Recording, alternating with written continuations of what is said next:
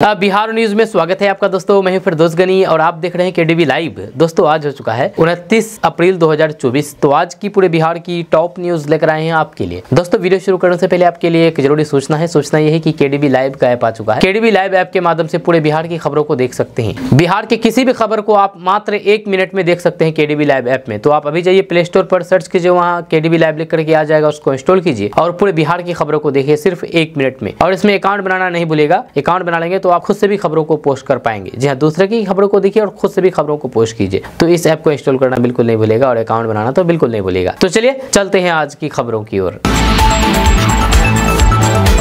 दोस्तों प्रधानमंत्री नरेंद्र मोदी लोकसभा चुनाव 2024 के बीच एक बार फिर से बिहार दौरे पर आने वाले हैं। जहाँ 4 मई को उनकी दरभंगा में चुनावी रैली होने वाली है। इस दौरान वे मौजूदा सांसद और बीजेपी प्रत्याशी गोपाल जी ठाकुर के लिए वोट मांगते हुए नजर आएंगे। प्रधानमंत्री कार्यालय यानी कि पीएमओ ने बिहार बीजेपी का प्रस्ताव मंजूर कर दिया है। इसके बाद स्थानीय बीजेपी नेताओं ने पीएम मोदी के दौरे की तैयारी शुरू कर दी है। आपको बता दें कि लोकसभा चुनाव की घोषणा के बाद प्रधानमंत्री नरेंद्र मोदी अब तक 4 बार बिहार आ चुके हैं। जब 4 मई को वे 1 महीने के भीतर 5 बार बिहार आएंगे। लोकसभा चुनाव की तारीख घोषित होने के बाद प्रधानमंत्री नरेंद्र मोदी ने 4 अप्रैल को सबसे पहले जमुई में चुनावी रैली को संबोधित किया था। जहाँ इसके बाद 7 अप्रैल को वे नवादा आए थे। जहाँ 16 अप्रैल को उन्होंने गया और पूर्णिया में चुनावी रैली की थी। हाल ही में पीएम मोदी 26 अप्रैल को अररिया के फारबिसगंज और मुंगेर में एनडीए प्रत्याशियों के समर्थन में जनसभाओं को संबोधित किया था।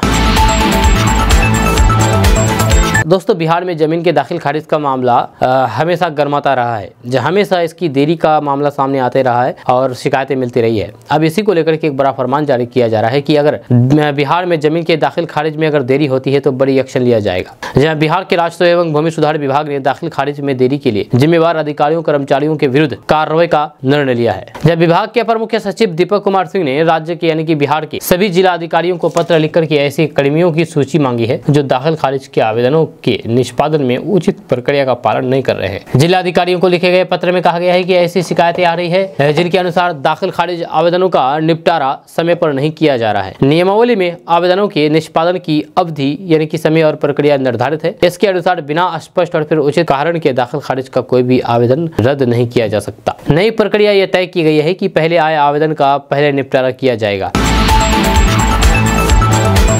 लोकसभा चुनाव के बीच बिहार में जदयू नीतीश कुमार के 18 साल के कामों और फिर उपलब्धियों का घर घर जाकर के जहां प्रचार करेगी। यहाँ लोकसभा चुनाव के अगले चरण की तैयारियों को देखते हुए मुख्यमंत्री नीतीश कुमार शनिवार को जेडीयू दफ्तर पहुंचे। नीतीश कुमार ने यहां कहा कि हमने समाज के सभी तबकों के लिए काम किया है। पहले बिहार में स्वास्थ्य और फिर शिक्षा की स्थिति बदतर हुआ करती थी। 2005 के बाद हमारी सरकार ने शिक्षा और स्वास्थ्य के क्षेत्र में अभूतपूर्व काम किया है। 2005 से पहले प्राथमिक स्वास्थ्य केंद्र पर प्रतिमाह औसतन 39 मरीज आते थे, लेकिन अब ये संख्या बढ़कर के 10,000 से करीब हो गई है। मुख्यमंत्री नीतीश कुमार ने कहा कि जब हम केंद्र में मंत्री थे तब उस समय बिहार की सड़कों की स्थिति बेहद खराब थी। जब अपने क्षेत्र में हमें पैदल जाना पड़ता था, लेकिन आज बिहार के सभी क्षेत्रों में आवागमन की सुविधा सुगम हो गई है। 2005 के बाद हिंदू मुस्लिम के बीच के झगड़े बिल्कुल बंद हो गए। दोस्तों लालू परिवार द्वारा खुद को सनातनी बताने के मामले पर बिहार सरकार के मंत्री नितिन नवीन ने बड़ा बयान दिया है। यह उन्होंने कहा कि चुनाव के समय सनातन धर्म याद आ रहा है लालू परिवार को। नितिन नवीन ने कहा कि लालू परिवार उस समय क्यों चुप था जब कांग्रेस कोटे और फिर राजद कोटे के मंत्रियों द्वारा सनातन पर अपशब्द बोले जा रहा था। उन्होंने कहा कि राम मंदिर का हमेशा लालू परिवार ने विरोध किया है। लालू परिवार 5 साल तक टोपी पहन करके सनातन का विरोध करते रहे हैं और आज वोट लेने के समय खुद सनातनी अपने आप को बता रहा है। वहीं पर उन्होंने कहा कि नौकरी देने का काम बिहार के मुख्यमंत्री ने किया। वहीं तेजस्वी यादव की चुनावी सभा पर नितिन नवीन ने तंज कसते हुए कहा कि तेजस्वी यादव अपनी चुनावी सभा में सिर्फ नौकरी देने की बात कर रहे हैं, जो उन्होंने नहीं किया है। यह नौकरी देने का काम बिहार के मुख्यमंत्री नीतीश कुमार ने किया है, जो कि एनडीए सरकार के समय शुरुआत हुई थी। तेजस्वी यादव चुनावी सभा कर ले, मगर जनता उन्हें गंभीरता से नहीं ले रही है।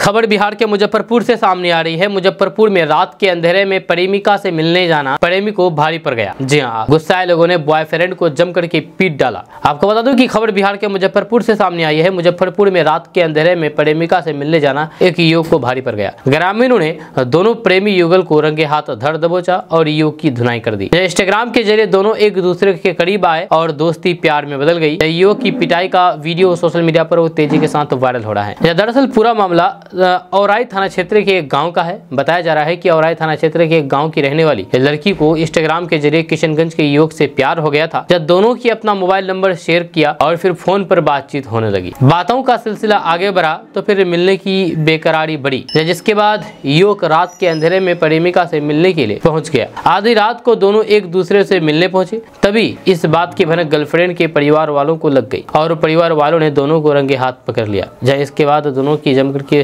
पिटाई कर दी गई। देर रात तक हाई वोल्टेज ड्रामा चलता रहा।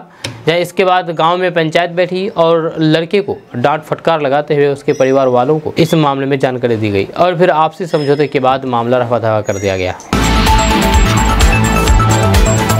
कांग्रेस के सिपह सलाहकार राहुल गांधी के भाषण की एक वीडियो क्लिप वायरल हो गई है। जहाँ एक जनसभा के दौरान राहुल गांधी ने राजा महाराजाओं का जिक्र करते हुए कांग्रेस पार्टी की भूमिका को आजादी दिलाने में अहम बताया है। हालांकि वे अपने भाषण में कुछ ऐसा बोल गए कि अब राजपूत समाज के लोग कांग्रेस के खिलाफ टीका टिप्पणी कर रहे हैं। राहुल गांधी के भाषण की जो क्लिप वायरल हो रही है उसमें वे कहते दिख रहे हैं कि राजाओं महाराजाओं का राज था, जो भी वे चाहते थे वे कर देते थे। किसी की जमीन चाहिए होती थी उठा करके ले जाते थे। यह कांग्रेस पार्टी और फिर हमारी कार्यकर्ताओं ने देश की जनता के साथ मिलकर के आजादी प्राप्त, लोकतंत्र लाया और फिर संविधान देश को दिलवाया। यह ट्विटर पर रात को सैकड़ों अकाउंट्स पर राहुल गांधी के वायरल वीडियो को शेयर किया गया है। राजपूत समुदाय से जुड़े हुए ट्विटर हैंडल पर अनेकों लोगों ने कांग्रेस पार्टी को टैग करके निशाना साधा है। अच्छा, आपको बता दूं कि केंद्र में सत्तारूढ़ भारतीय जनता पार्टी के सोशल मीडिया प्रभारी अमित मालवीय ने ट्वीट करके कहा है कि राहुल गांधी को इस आपत्तिजनक टिप्पणी के लिए राजपूत समुदाय से तुरंत माफी मांगनी चाहिए। एक यूजर ने कांग्रेस सांसद की वीडियो को शेयर करते हुए लिखा है कि राहुल गांधी के अपमानजनक भाषण के बाद राजपूत कांग्रेस के खिलाफ हथियार उठा रहे हैं, जिन्होंने उन पर अकथनीय अपराधों का आरोप लगाया है। ये भी ध्यान रखना महत्वपूर्ण है कि राहुल गांधी इस बात से पूरी तरीके से अनभिज्ञ है कि संविधान सभा ने संविधान को बनाया है। इस वीडियो से जाहिर होता है कि वे यानी कि राहुल गांधी ना तो इतिहास का सम्मान करते हैं और ना ही उन्हें तथ्यों का।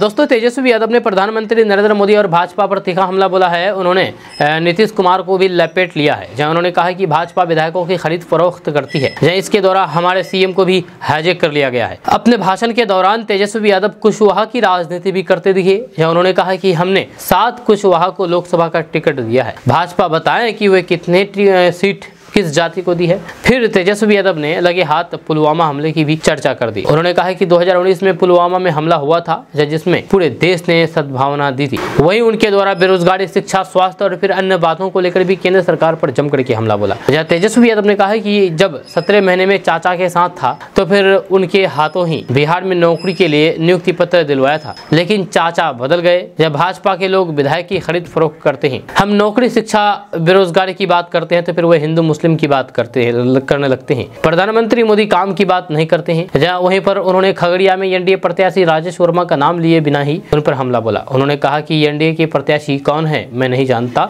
लेकिन टिकट कैसे मिला ये हम जानते हैं। आपको बता दूं कि बिना नाम लिए ही डिप्टी सीएम सम्राट चौधरी पर तंज कसा। जहां सभा के दौरान तेजस्वी यादव ने इशारों में ही मुख्यमंत्री नीतीश कुमार और डिप्टी सीएम सम्राट चौधरी पर भी तंज कसा है। उन्होंने कहा है कि हम जिन्हें मान सम्मान देते हैं वे भी पलट जाते हैं। हम नफरत फैलाने का काम नहीं करते हैं, हम लोगों को रोजगार देने की बात करते हैं। जो लोग मुझे गाली दे रहे हैं वे सभी मेरे अपने भाई हैं।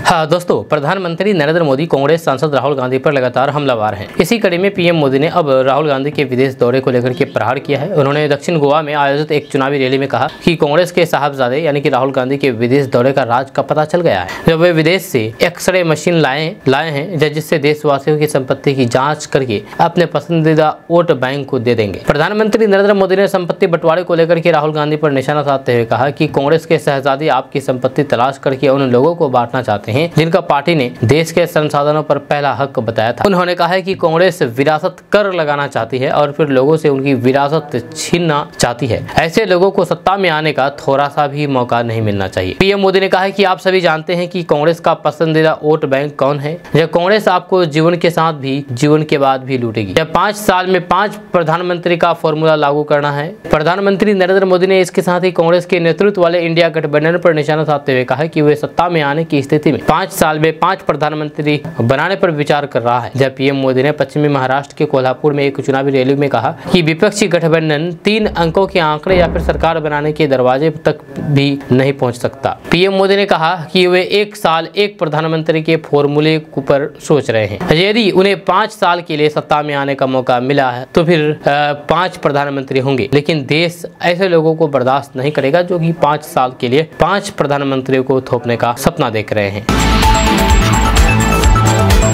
दोस्तों, बिहार में एक सरकारी स्कूल ऐसा भी है जहां पर 8 कक्षाओं में 600 बच्चे पढ़ रहे हैं, लेकिन टीचर कितना है पता है? मात्र 2 टीचर 8 कक्षाओं में 600 बच्चे को पढ़ा रहे हैं। यह है बिहार की शिक्षा की हालात। आपको बता दूं कि बिहार के गया जिला के शेरघाटी शहर के बीचों बीच राजकीय अभ्यास बुनियादी विद्यालय में महज 2 शिक्षकों के भरोसे 8 कक्षाएं चल रही है। यहाँ करीब 600 छात्र छात्राएं पढ़ाई करते हैं। नतीजतन शिक्षक तो परेशान है ही, छात्र छात्राओं को भी पठन पाठन में परेशानियों का सामना करना पड़ रहा है। इसको लेकर के अभिभावकों में भी नाराजगी देखने को मिल रही है। अभिभावक सत्येंद्र प्रसाद गुप्ता, श्रवण कुमार, उदय प्रसाद आदि का कहना है कि स्कूल में शिक्षक के नहीं रहने के कारण काफी बच्चे नियमित नहीं जाते हैं। यहाँ नामांकन के बाद बच्चे ट्यूशन कोचिंग पर निर्भर रहते हैं। सरकारी विद्यालयों की दशा देख करके ऐसा महसूस होता है कि यहाँ की व्यवस्था कभी सुधरने वाली नहीं है। अभिभावकों ने कहा कि शिक्षकों की कमी के कारण गरीब वर्ग के बच्चों को काफी मुश्किल होती है। जी हाँ, वैसे अभिभावक ट्यूशन कोचिंग भी अपने बच्चों को करवाने में सक्षम नहीं है।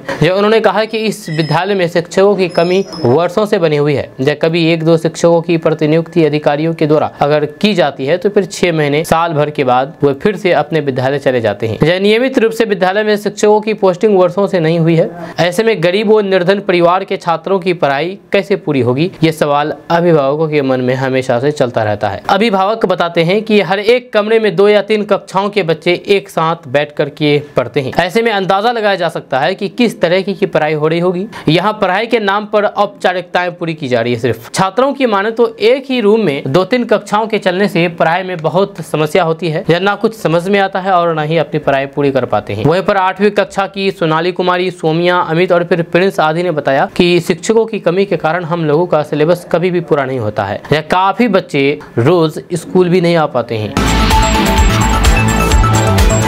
दोस्तों, लोकसभा चुनाव में बड़े से लेकर के छोटे दलों के नेताओं ने अपनी पार्टी से टिकट नहीं मिलने पर पाला बदला। अब उनके सामने अपनी पुरानी छवि से छुटकारा पाने के लिए काफी परेशान हैं। उनके सामने माफी मांगने तक की नौबत आ रही है। ऐसा ही एक नेता है बिहार के मुजफ्फरपुर से लोकसभा सांसद अजय निषाद। जब भाजपा ने 2014 और फिर 2019 में सांसद बनाया और 2024 में टिकट काट दिया। नाराज अजय निषाद ने बीजेपी छोड़ दिया और कांग्रेस में शामिल होकर के टिकट लेने में कामयाब रहे। शुक्रवार को कांग्रेस प्रत्याशी सांसद अजय निषाद ने दाता कंबल सह मजार पर चादरपोशी के लिए पहुंचे। जहां इस दौरान स्थिति ऐसी हो गई कि उन्हें मुसलमान समाज से माफी मांगना पड़ा। अजय निषाद ने कहा है कि उनका ये बयान पहले की पार्टी के दबाव पर दिया गया था, जहां उनको लेकर के खास जाति और फिर समुदाय की भावना आहत हुई हो, जहां इसके लिए वे माफी मांगते हैं। निषाद ने जिस समय ये बयान दिया था उस समय वे भाजपा से सांसद थे। हाल ही में टिकट कटने से नाराज होकर के कांग्रेस का दामन थामा है। अजय निषाद ने कहा है कि इससे पहले वे गरीब स्थान मंदिर पहुंचे और फिर वहां भगवान भोलेनाथ शंकर की पूजा अर्चना करने गए थे। इस बारे में पूछे जाने पर कि उनका कहना था कि वे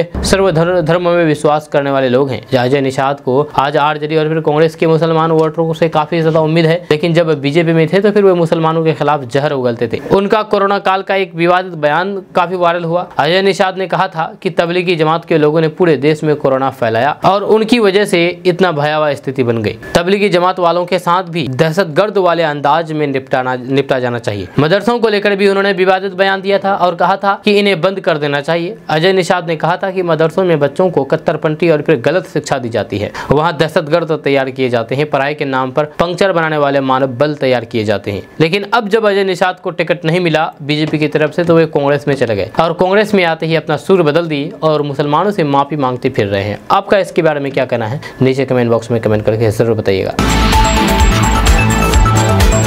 लोकसभा चुनाव के लिए मधेपुरा में सरगर्मी बढ़ने लगी है। मुख्यमंत्री नीतीश कुमार एक बार फिर से 29 अप्रैल को मधेपुरा पहुंचे, जहां वहीं पर नेता प्रतिपक्ष तेजस्वी यादव की सभाओं का भी कार्यक्रम तय हो गया। मुख्यमंत्री नीतीश कुमार ने दूसरे चरण के चुनाव प्रचार के दौरान मधेपुरा में ही कैंप लगाया था, जहां कोसी सीमांचल अंग क्षेत्र की चुनावी सभा को संबोधित करने के लिए वे मधेपुरा से ही जा रहे थे। जहाँ जानकारी के अनुसार मुख्यमंत्री नीतीश कुमार 29 अप्रैल को मधेपुरा पहुंचेंगे, जहाँ 1 मई तक वे यहीं पर कैंप करेंगे और फिर चुनावी सभाओं को संबोधित करने के लिए मधेपुरा से ही हेलीकॉप्टर से जाएंगे। जब 2 मई को वे पटना रवाना हो जाएंगे। दूसरी ओर फिर राजद के जिला अध्यक्ष जयकांत यादव ने बताया है कि तेजस्वी यादव मधेपुरा संसदीय क्षेत्र के मधेपुरा और फिर सहरसा जिले में 3 दिन जनसभाओं को संबोधित करेंगे। वहीं एनडीए और इंडिया गठबंधन के नेताओं ने चुनाव प्रचार अभियान तेज कर दिया है। आपको बता दूं कि तीसरे चरण में 5 सीटों पर वोटिंग 7 मई को होनी है। इन सीटों में झंझारपुर में जेडीयू के रामप्रीत मंडल और फिर वीआईपी के सुमन महासेठ, सुपौल में जदयू के दिलेश्वर कामत और फिर राजद के चंद्रहास चौपाल, अररिया में भाजपा के प्रदीप सिंह और फिर राजद के शाहनवाज आलम, मधेपुरा में जदयू के दिनेश चंद्र यादव और फिर राजद के कुमार चंद्रदीप, खगड़िया में लोजपा के राजेश वर्मा और मार्क्सवादी कम्युनिस्ट पार्टी के संजय कुमार चुनावी मैदान में सामने हैं।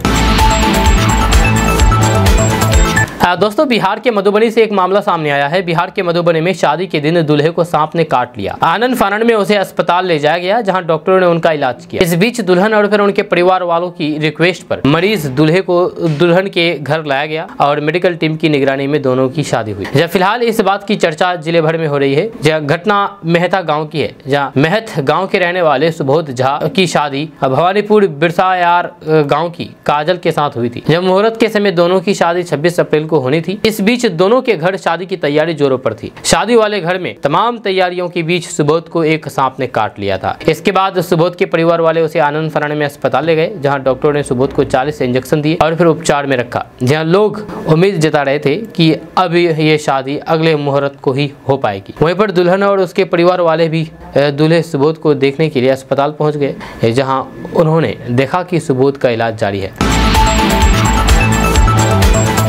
दोस्तों, जदयू के राष्ट्रीय महासचिव संजय कुमार झा ने तेजस्वी यादव के एक बयान के बारे में पत्रकारों के सवाल पर कहा कि बिहार की जनता इसी चुनाव के बाद इनको परमानेंट डिप्रेशन में डाल देगी। संजय झा ने कहा कि तेजस्वी यादव क्या आशा करते हैं ये वो तो वही भाषा बोलेंगे, या उनको पता है कि इसी चुनाव के बाद उनको बिहार की जनता परमानेंट डिप्रेशन में डाल देगी, या इसी चुनाव के बाद उनको पता चल जाएगा कि डिप्रेशन में कौन जा रहा है। या इसके साथ ही संजय कुमार झा ने यह भी आशा व्यक्त करते हुए कहा कि नरेंद्र मोदी फिर से प्रधानमंत्री बनेंगे। या दरअसल तेजस्वी यादव ने एक बयान में कहा था कि लोकसभा चुनाव के दोनों चरणों के बाद प्रधानमंत्री मोदी और फिर सीएम नीतीश कुमार डिप्रेशन में चले गए हैं। दोस्तों, कल बिहार के पूर्व मुख्यमंत्री जीतन राम मांझी, स्वास्थ्य मंत्री मंगल पांडे, जदयू के प्रदेश अध्यक्ष उमेश कुशवाहा ने अररिया से एनडीए की ओर से भाजपा प्रत्याशी प्रदीप कुमार सिंह के पक्ष में जनसभा को संबोधित किया। अररिया से एनडीए की ओर से भाजपा प्रत्याशी प्रदीप सिंह के पक्ष में रविवार को मांझी ने कहा कि वे चुनाव प्रधानमंत्री नरेंद्र मोदी का चुनाव है। अब की बार 400 पार का नारा पीएम मोदी की तरफ से दिया गया है। बिहार के सभी 40 सीटें देने का वादा उनसे हम लोगों ने किया है। इसे लेकर के हम लोग अपने अपने क्षेत्रों में लगे हुए हैं। इस दौरान मांझी ने लोगों से एनडीए के पक्ष में वोट करने की अपील की। जीतन राम मांझी ने कहा कि यहाँ के लोग प्रदीप कुमार सिंह जी को अपना वोट देंगे तो फिर आपका हर एक वोट प्रधानमंत्री मोदी को मजबूत करेगा। जब बिहार के स्वास्थ्य मंत्री मंगल पांडे अपने संबोधन में कहा कि 7 मई को अररिया में होने वाले तीसरे चरण के मतदान के दिन आप सभी लोग कमल के चुनाव चिन्ह पर अपना मतदान करें। आज अररिया के प्रदीप कुमार सिंह के कार्यकाल में जो विकास की गति मिली है वह बहुत ही सराहनीय है। उन्होंने कहा कि उनसे अररिया को समृद्ध और फिर विकसित बनाने को लेकर के हमेशा से प्रयासरत हैं। प्रदीप कुमार को दिए जाने वाले आपका हर एक वोट प्रधानमंत्री मोदी को मजबूत करेगी। दोस्तों, खबर पूर्णिया से सामने आई है। पूर्णिया में बेखौफ चोरों ने एक घर में घुस करके 5 लाख की चोरी की घटना को अंजाम दिया। गृह स्वामी घर बंद करके बड़े भाई की पत्नी की तबीयत बिगड़ने की सूचना मिलने पर उनके घर बरमात्रा गए थे। आज सुबह जब वो घर पहुंचे तो फिर दरवाजे पर लगा ताला टूटा हुआ था। घर में रखे गए 60,000 कैश समेत करीब 5 लाख रुपए के जेवरात पर अपना हाथ साफ कर लिया। घटना बीती रात की है। चोरी की ये वारदात पूर्णिया जिला के बनमखी थाना क्षेत्र के राधा कृष्ण मंदिर के समीप की है, जहाँ पीड़ित गृह स्वामी की पहचान बनमखी प्रखंड के बनमखी मुख्य बाजार स्थित ठाकुरबाड़ी निवासी निर्मल कुमार के रूप में हुई है। घटना की जानकारी देते हुए पीड़ित गृह स्वामी ने बताया है कि देर रात करीब 8 बजे फोन पर बड़े भाई ने पत्नी की तबीयत बिगड़ने की सूचना दी, जिसके बाद वे बड़े भाई के अररिया जिला के बरमात्रा गांव स्थित घर गए थे। सुबह जब वो वापस घर से लौटे तो फिर मेन गेट का ताला टूटा हुआ था। घर के अंदर प्रवेश करने पर अंदर का दृश्य देख करके भौचक्के रह गए। घर का सारा सामान इधर उधर बिखरा हुआ था और 60,000 कैश समेत 5 लाख रुपए के जेवरात लेकर के चोर उड़ा ले गए थे। दोस्तों बिहार में भाजपा सांसद प्रत्याशी का विरोध शुरू हो गया है। काला झंडा दिखा करके भाजपा प्रत्याशी को वापस जाओ मुर्दाबाद के नारे लगाए गए। ये मामला बिहार के दरभंगा का है। दरभंगा सांसद गोपाल जी ठाकुर को लोगों का विरोध झेलना पड़ा। जनसंपर्क अभियान चला रहे सांसद और फिर एनडीए प्रत्याशी गोपाल जी ठाकुर का एक वीडियो सोशल मीडिया पर वायरल हो रहा है। वीडियो में लोग काले झंडे लेकर के मुर्दाबाद के नारे लगाए हैं। पूरा मामला जिले के हनुमान नगर प्रखंड गोगेआड़ी गाँव का है। जहाँ गोगेआड़ी गाँव से भाजपा प्रत्याशी गोपाल जी ठाकुर अपने समर्थकों के साथ बाइक पर सवार होकर के ऑटो से जनसंपर्क कर रहे थे। इसी दौरान कुछ लोग काले झंडे लेकर के सड़क के दोनों किनारे खड़े होकर के एम्स की मांग को लेकर के गोपाल जी ठाकुर मुर्दाबाद के नारे लगाने लगे। वायरल वीडियो में स्पष्ट देखा जा सकता है कि गोपाल जी ठाकुर बिना रुके वहां से आगे बढ़ गए। जब वीडियो में देखा जा सकता है कि वहां मौजूद एक युवक नारेबाजी कर रहे लोगों को शांत करने का प्रयास कर रहा है, लेकिन उसकी बात मानने को कोई भी तैयार नहीं है। इससे पहले भी गोपाल जी ठाकुर का कई बार विरोध हो चुका है। जब बहादुरपुर विधानसभा के ब्रह्मपुर बहुल गाँव पंचोब में ग्रामीण सांसद गोपाल जी ठाकुर का घेराव करके दरभंगा एम्स निर्माण स्थल को लो लैंड बाढ़ग्रस्त इलाका कहकर के प्रदर्शन किया था। वहीं पर उनके द्वारा 5 वर्षों में दरभंगा में किए गए विकास कार्यों का हिसाब भी मांगा था। अगर हमारे देश में दूसरी सरकार बनी तो पाकिस्तान बांग्लादेश की तरह बढ़ जाएगा, देश विभाजित हो जाएगा। ये कहना मेरा नहीं है, बल्कि ये कहना है जीतन राम मांझी का। जी हाँ, आपको बता दूं कि तीसरे चरण के लोकसभा चुनाव को लेकर के विभिन्न राजनीतिक दलों के नेताओं का चुनावी दौरा जारी है। इसी क्रम में पूर्व मुख्यमंत्री जीतन राम मांझी सुपौल पहुंचे। इस दौरान उन्होंने ऐसा बयान दे दिया जो अब भूचाल आने वाला है। जीतन राम मांझी ने कहा कि दूसरी सरकार भूल से अगर देश में बन जाएगी तो फिर जिस तरह पाकिस्तान और बांग्लादेश के बंटने का डस हम लोग झेल रहे हैं, उसी तरह फिर से देश को बांटने का काम करेंगे तो क्या होगा। अगर ये लोग सत्ता में आ गए तो फिर यही करेंगे। जीतन राम मांझी ने आगे कहा कि उनके झांसे में नहीं पड़ना है, आप लोग सचेत हैं। जब वहीं पर सूबे के स्वास्थ्य मंत्री मंगल पांडे ने कहा है कि बिहार में 2005 से पहले स्वास्थ्य और फिर शिक्षा और सड़कों की स्थिति बदतर थी। जहां पहले लालटेन के युग और फिर मोमबत्ती के सहारे अंधेरे को दूर किया जाता था, लेकिन एनडीए की सरकार बनने के बाद सड़कों की तस्वीर बदल गई है। अब कोई इलाका ऐसा नहीं बचा है जहाँ बिजली नहीं पहुंची हो। शिक्षा और स्वास्थ्य व्यवस्था भी बेहतर हुई है। उन्होंने एनडीए के पक्ष में वोट देने की अपील की है। लालू प्रसाद यादव ने एक बार फिर से प्रधानमंत्री नरेंद्र मोदी पर जमकर के हमला बोला है। उन्होंने सोशल मीडिया एक्स पर लिखा है कि जो प्रधानमंत्री लोकतांत्रिक मूल्यों, लोकलाज, मर्यादा और पद की गरिमा, त्याग तथा संविधान को दरकिनार करके स्वयं जनता के बीच झूठ, भ्रम और नफरत फैला करके समाज से न्याय, सौहार्द, बराबरी और भाईचारे को समाप्त करके देश एवं समुदाय में विघटन और फिर विभाजन पैदा करने पर उतारू हो, तो फिर ऐसे व्यक्ति को एक क्षण भी पद पर रहने के लायक नहीं होनी चाहिए। एक क्षण भी पद पर रहने का नैतिक अधिकार नहीं होना चाहिए। हमारे महान देश एवं न्यायप्रिय समाज ने न कभी ऐसा विभाजनकारी सोच को बर्दाश्त किया है और न ही करेगा। ये गांधी, फूले, कलाम, अम्बेडकर, लोहिया, जेपी और फिर कर्पूरी का देश है। कुर्सी के लिए इस महान देश एवं बाबा साहेब के संविधान की बलि चढ़ाने की मंशा रखने वाले ऐसे लोगों को जनता इस चुनाव में कड़ा सबक सिखाएगी। आरजेडी सुप्रीमो लालू प्रसाद यादव के इस बयान पर मंत्री नितिन नवीन ने कहा कि राजद सुप्रीमो लालू प्रसाद यादव ने कितनी मर्यादाएं तोड़ी है सबको मालूम है। वोट बैंक की खातिर किसी को नहीं छोड़ा है। आज तक परिवार के अलावा किसी को भी नहीं देखा है, इसलिए लालू प्रसाद यादव मर्यादा पर सवाल न उठाएं। दोस्तों बिहार स्कूल एग्जामिनेशन बोर्ड यानी कि बीएसईबी ने कक्षा 10वीं और 12वीं विशेष और कंपार्टमेंटल परीक्षा 2024 का आयोजन आज से शुरू होगा। जारी हुई डेट शीट के अनुसार कक्षा 12वीं या फिर इंटरमीडिएट के लिए कंपार्टमेंटल परीक्षा का आयोजन आज 29 अप्रैल से शुरू होगा और 11 मई को समाप्त होगा। वहीं पर बिहार बोर्ड 10वीं या फिर मैट्रिक कंपार्टमेंटल परीक्षा 2024 का आयोजन 4 मई से किया जाएगा और 11 मई को समाप्त होगा। दोनों कक्षाओं के लिए ये परीक्षाएं 2 शिफ्ट में आयोजित की जाएगी। पहली पाली सुबह 9:30 बजे से और दूसरी शिफ्ट दोपहर 2 बजे से होगी।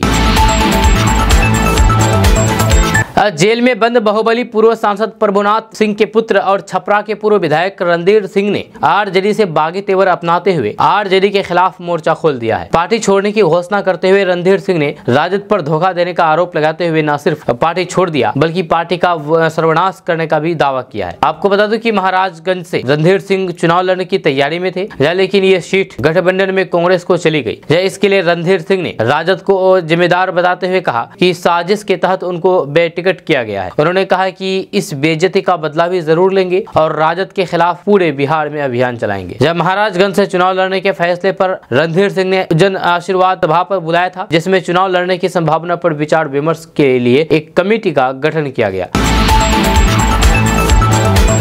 दोस्तों देश में एक बार फिर से मंडल बनाम कमंडल की राजनीति शुरू हो गई है। आपको बता दूं कि आरजेडी के वरिष्ठ नेता शिवानंद तिवारी ने प्रधानमंत्री के आरक्षण का समर्थन करने वाले बयान के बाद उन पर पलटवार किया है। उन्होंने बयान जारी करके कहा है कि हम आरक्षण का समर्थन करते हैं कहने वाले नहीं, मंडल के विरोध में कमंडल यात्रा निकाली थी। आज जब चुनाव हो रहे हैं तो फिर उन्हें इस पर सफाई देने की क्यों जरूरत पड़ी, जब उनकी बात पर पिछड़ा या फिर दलित समाज कैसे यकीन कर सकता है। शिवानंद तिवारी ने कहा कि आरएसएस के एक वरिष्ठ पदाधिकारी ने कहा था कि आरक्षण समानता के सिद्धांत के विरुद्ध है। मोदी सरकार द्वारा आर्थिक आधार पर 10% का आरक्षण ही इसका प्रमाण है कि सामाजिक आधार पर आरक्षण के संवैधानिक व्यवस्था पर इनका यकीन नहीं है। उन्होंने कहा कि आरएसएस शुरू से ही हिंदू राष्ट्र बनाने का सपना देखता रहा है। चुनाव में भाजपा के वरिष्ठ नेता कहते हैं कि संविधान बदलने के लिए 400 सांसदों की जरूरत है। हालांकि चुनावी डर से पीएम मोदी ने कहा कि संविधान बदलना हमारा लक्ष्य नहीं है, लेकिन इस पर यकीन कौन करेगा, ये कहना है शिवानंद तिवारी का। दोस्तों देश में चारों तरफ लोकसभा चुनाव का माहौल है। पूरे देश में 7 चरणों में मतदान होने हैं, जिनमें अभी तक 2 चरणों का मतदान हो चुका है। ऐसे में इन दोनों चरणों के मतदान में बिहार में वोटिंग प्रतिशत काफी कम देखने को मिली। यहाँ न सिर्फ चुनाव आयोग के लिए चिंता का विषय है, बल्कि राजनीतिक पार्टियां भी इसकी ठोस वजह नहीं बता पा रहे हैं, तलाश नहीं कर पा रहे हैं। ऐसे में अब चुनाव आयोग की तरफ से जो दूसरे चरण के मतदान को लेकर के आंकड़ा जारी किया गया है, उसमें कुछ ऐसे तथ्य है जो कि आपको चौंका सकते हैं। दरअसल दूसरे चरण में बिहार की 5 लोकसभा सीटों पर चुनाव हुए, जिसमें मुख्य रूप से सीमांचल का इलाका शामिल था। जब बिहार में हुए दूसरे चरण के मतदान में पूर्णिया, किशनगंज, भागलपुर, बांका और कटिहार लोकसभा सीट शामिल थे। जब दूसरे चरण की वोटिंग के बाद आयोग की तरफ से जो आंकड़ा जारी किया गया है और उन आंकड़ों में जिन मतदान केंद्रों पर वोट का बहिष्कार किए जाने की खबर मिली है, उसे परखने पर एक रोचक जानकारी निकल करके सामने आई है। जब आपको बता दें कि बिहार में दूसरे चरण के मतदान के दौरान जिन पोलिंग बूथ पर जनता ने वोटिंग का बहिष्कार किया है, उसमें भागलपुर और किशनगंज के कुछ बूथ शामिल है। जिन सीटों पर वोट का बहिष्कार हुआ है उसके विधायक गोपाल मंडल है, और फिर दूसरी तरफ किशनगंज की बात की जाए तो फिर उसके विधायक अख्तरुल ईमान है। इन लोकसभा चुनाव में अख्तरुल ईमान AIMIM की टिकट पर चुनावी मैदान में भी है। दोस्तों लोकसभा चुनाव के तीसरे चरण के मतदान को लेकर के बिहार में पक्ष और विपक्ष की ताबड़तोड़ चुनावी रैलियां हो रही है। इसी क्रम में बिहार के पूर्व डिप्टी सीएम तेजस्वी यादव और बिहार के पूर्व मंत्री मुकेश सहनी तूफानी चुनावी दौरा कर रहे हैं। मुकेश सहनी ने मधुबनी, मधेपुरा, सुपौल, खगड़िया और बेगूसराय में जनसभा को संबोधित करते हुए भाजपा पर जोरदार निशाना साधा। इसके साथ ही बिहार के मतदाताओं से एकजुट होकर के वोटिंग करने की अपील भी की है। मुकेश सहनी ने कहा कि ये लोकसभा चुनाव काफी अहम चुनाव है। देश का संविधान बचाने के लिए ये चुनाव बहुत जरूरी है। ये सिर्फ चुनाव नहीं बल्कि सम्मान और स्वाभिमान की लड़ाई है। यह साफ शब्दों में उन्होंने कहा कि केंद्र की भाजपा सरकार को जनता का की कोई भी फिक्र नहीं है, इसलिए लोकतंत्र की हत्या करके जनता के जरिए चुनी गई सरकार को गिराया जाता है। विधायकों और सांसदों की खरीद बिक्री होती है। जब वहीं पर मुकेश सहनी ने कहा कि विकासशील इंसान पार्टी के विधायकों को खरीद लिया गया। जब हमने जिस सरकार को बनाई थी, हमें उसी सरकार से बाहर कर दिया गया। जब भारतीय जनता पार्टी को जनता की कोई भी फिक्र नहीं है, जिस तरह से दशरथ मान जी ने पहाड़ काटते हुए कहा था कि जब तक तोड़ेंगे नहीं तब तक छोड़ेंगे नहीं, उसी तरीके से हम लोग केंद्र की भाजपा सरकार को सत्ता से बेदखल नहीं करेंगे तब तक छोड़ेंगे नहीं। दोस्तों खबर किशनगंज से सामने आई है। यहाँ पर किशनगंज में AIMIM द्वारा फर्जी खबर फैला करके लोगों को भ्रमित करने पर छत्रगाछ बाजार में शुक्रवार रात को मंथन हुआ। जय इंडिया गठबंधन के कांग्रेस कार्यकर्ताओं ने कहा कि जब तक आरोपियों की गिरफ्तारी नहीं होती है तो हम चुपचाप नहीं बैठेंगे। किशनगंज पूठिया प्रखंड के अंतर्गत छत्रगाछ एवं आसपास के इलाकों में शांतिपूर्ण लोकसभा चुनाव के मतदान के बाद छत्रगाछ बाजार में कांग्रेस द्वारा बैठक आयोजित किया गया, जिसमें AIMIM कार्यकर्ताओं द्वारा फर्जी खबर फैलाकर एवं वीडियो के फर्जीवाड़े को लेकर के हुए विवाद ने तुल पकड़ लिया है। इस घटनाक्रम को लेकर के किशनगंज कांग्रेस प्रत्याशी डॉक्टर जावेद आजाद ने कई नामजद के खिलाफ किशनगंज पुलिस के पास केस दर्ज किया गया है, लेकिन अभी तक किसी की गिरफ्तारी की खबर सामने नहीं आई है। ये बात सांसद के भाई एवं भोटनाथ पंचायत के मुखिया मरगूब आलम ने बताया है। आपको बता दूं कि मामला बीते गुरुवार के दिन का है। यहाँ पर चुनाव के आखिरी रात के तकरीबन 12 बजे का है, जब फेसबुक पर AIMIM कार्यकर्ताओं द्वारा किशनगंज लोकसभा कांग्रेस प्रत्याशी के खिलाफ फर्जी खबर एवं कांग्रेस के चिन्ह का उपयोग करते हुए फर्जी प्रेस नोट जारी किया गया था, जो कि संविधान एवं कानून के खिलाफ है। लोगों को भ्रमित करने एवं डॉक्टर जावेद आजाद को बदनाम करने का काम किया गया, जिससे हम लोगों को काफी दुख हुआ, जो हम लोग इसकी घोर निंदा करते हैं। ये बातें कही है डॉक्टर जावेद आजाद के भाई मरगूब आलम ने। मुखिया मरगूब आलम के नेतृत्व में कांग्रेस एवं राजद कार्यकर्ताओं के साथ मंथन किया गया। उन्होंने कहा कि इससे पहले भी चुनाव के समय आचार संहिता का उल्लंघन करते हुए AIMIM के कार्यकर्ताओं ने कई विवादित एवं भड़काऊ पोस्ट किया गया था, लेकिन उन पर कोई भी कार्रवाई कार्रवाई नहीं हुई। इस बार 2024 लोकसभा चुनाव के दौरान AIMIM के कार्यकर्ता हद पार कर गए। उन्होंने आचार संहिता के विरुद्ध जाकर के न सिर्फ सोशल मीडिया पर गाली गलौज करके उत्पात मचाया, बल्कि कांग्रेस पार्टी का डुप्लीकेट लेटर पैड एवं चुनाव चिन्ह चोरी करके किशनगंज लोकसभा कांग्रेस उम्मीदवार डॉक्टर जावेद को अपमानित एवं उनके मेहनत में पानी फेरने का काम किया गया। और AIMIM के कार्यकर्ता ने इतना बड़ा कदम अकेले नहीं उठाया है, इससे उसके उम्मीदवार की भी सोची समझी साजिश का नतीजा हो सकता है। और AIMIM के कार्यकर्ताओं ने इतना बड़ा कदम अकेले नहीं उठाया है, इसमें उसके उम्मीदवार की भी सोची समझी साजिश का नतीजा हो सकता है। जब ये लोग हारने लगते हैं तो फिर अपने कार्यकर्ताओं का सहारा लेकर के हमारे सांसद डॉक्टर जावेद आजाद को बदनाम करने की साजिश रचते हैं, जिसको हम लोग कतई बर्दाश्त नहीं करेंगे। हम लोग आचार संहिता का सम्मान करते हुए शांतिपूर्ण तरीके से मतदान करवा करके सारे कार्यकर्ताओं ने मंथन किया, जो अफसोसजनक है। ये कहना है मुरगू बालम का, जो कि सांसद के भाई हैं। साथ ही उन्होंने ये भी कहा है कि फिलहाल हमारे लोकप्रिय नेता डॉक्टर जावेद आजाद ने जिला प्रशासन के पास उत्पादियों के खिलाफ सबूत देकर के केस दर्ज करवाया है। हम कांग्रेस कार्यकर्तागण की जिला प्रशासन से मांग करते हैं कि उन आरोपियों को जल्द से जल्द गिरफ्तार किया जाए, ताकि भविष्य में कोई भी व्यक्ति इतना घिनौना कार्य न कर सके। इस मंथन में भोटा थाना मुखिया मरगूब आलम, भोटा थाना सरपंच रमजान अली, कोलथा मुखिया अब्दुल तवाब, कोलथा समिति फजले हक, राजद नेता राहुल अमीन, डॉक्टर अलाउद्दीन, मोहम्मद अब्बास, वसीम अकरम, नैयर आलम, सारिक रजा, तौसीफ, अफरोज खान एवं कांग्रेस कार्यकर्ता सहित छत्रगार्च की जनता उपस्थित रहे। दोस्तों 100 साल जीने के लिए कोई जादुई टॉनिक नहीं बना है, लेकिन अगर आप रोजाना की अपनी कई आदतों में सुधार कर लेंगे तो फिर शायद आप इस उम्र तक स्वस्थ जीवन जी सकते हैं। हम आपको स्वस्थ जीवन जीने का तरीका के बारे में बताएंगे कि आप कैसे इस तरीके को अपना करके आप अपने जीवन को बेहतर बना सकते हैं और 100 साल तक जी सकते हैं। जी हाँ, 100 साल जीने का क्या तरीका है, लंबा जीवन जीने का क्या उपाय है, इन सवालों का सही जवाब है कि अगर पृथ्वी पर 100 साल बिताना है तो स्वस्थ और तंदुरुस्त रहना बहुत जरूरी है।